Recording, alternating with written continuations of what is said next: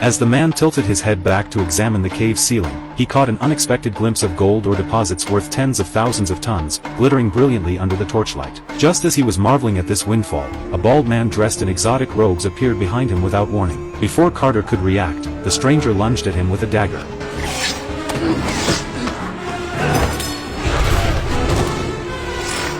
In a split-second reflex, Carter pulled the trigger, and the mysterious figure collapsed to the ground with a single gunshot. The dying man clutched a metal medallion that emanated an eerie blue glow, his lips murmuring strange incantations. Carter cautiously picked up the peculiar artifact and instinctively repeated the mysterious words.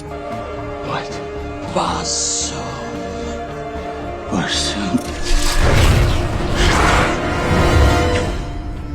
When he opened his eyes again, he found himself in an entirely unfamiliar world. Everything here seemed otherworldly, a barren landscape dotted with plants he had never seen before, and flickering lights in the distance beckoning him to investigate. When Carter tried to take a step forward, he shot through the air like a coiled spring, landing nearly 15 feet away. Completely bewildered, he scrambled to his feet and discovered that his movements had become impossibly light. With just a little effort, he could leap over 30 feet in a single bound, as if he had suddenly gained superhuman strength. After several attempts, Carter realized there must be something different about the gravity here. Even a casually tossed stone could fly for miles. Gradually, he mastered the art of leaping and bounding, moving faster than any creature on Earth. This surreal experience felt like the superhero fantasies he had dreamed of as a boy. As Carter departed from the area, he failed to notice that the mysterious medallion that had brought him here had been quietly retrieved by an unknown creature. Someone was clearly watching him. Oblivious to this surveillance, Carter bounced his way to a rocky hillside, where a strange sound caught his attention. Following the noise, he discovered an oddly shaped stone platform covered in mysterious symbols. As he curiously wiped away the dust and peered inside, he was stunned once again. The chamber was packed with rows upon rows of bizarre eggs in the process of hatching.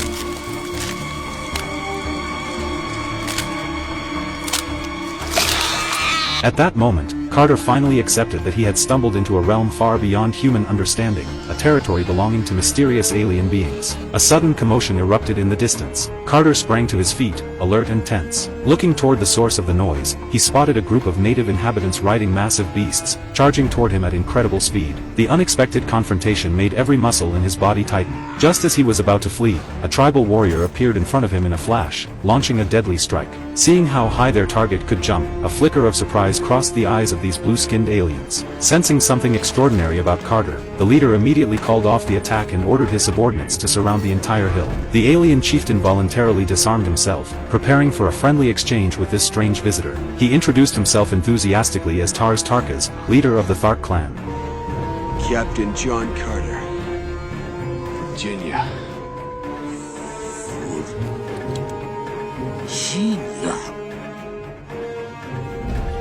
Virginia! No. My name is John Carter. I'm from Virginia. Virginia. Sak. Solid Sak Kachach. However, the language barrier made communication impossible, so the chieftain could only gesture with his hands, urging Carter to demonstrate his jumping ability again. He had never seen anyone leap so far. Sak. Yes, sir.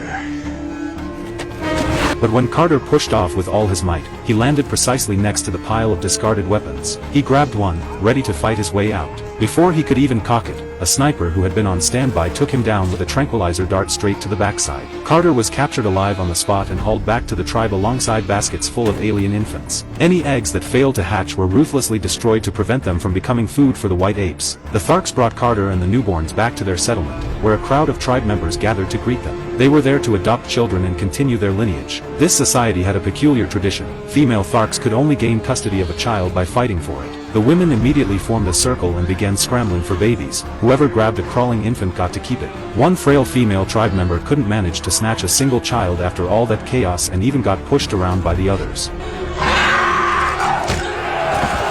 The chieftain couldn't bear to watch any longer, so he assigned the newly captured human to her as a sort of substitute child. but Carter's strange appearance made him an object of disgust among all the Tharks. The chieftain simply handed this oddity over to the low-ranking Sola to keep as a pet. When Carter spotted that silver medallion, he shoved Sola aside and launched himself into the air, tackling a Thark warrior in the distance to the ground. It was his only ticket out of this place. But the one-tusked general quickly intervened with his blade. The general wanted to kill this alien creature, but the chieftain disagreed. He realized Carter might be the key to their tribe's rise to power. Tars Tarkas approached the one-tusked warrior and pressed his sharp fangs against him, asserting his authority in a display that tolerated no challenge. Faced with the chief's dominance and seeing that not a single tribe member supported him, the general had no choice but to back down resentfully. Rule! Evazor! We Jack Lanon, Cherakba! Tet! Nuga Hortang Abam! Elter Snow! Virginia!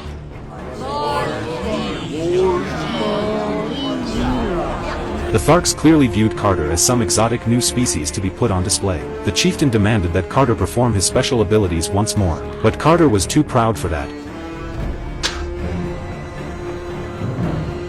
He refused to be humiliated in such a way. Seeing his defiance, the furious chieftain decided to lock this disobedient pet away in the nursery.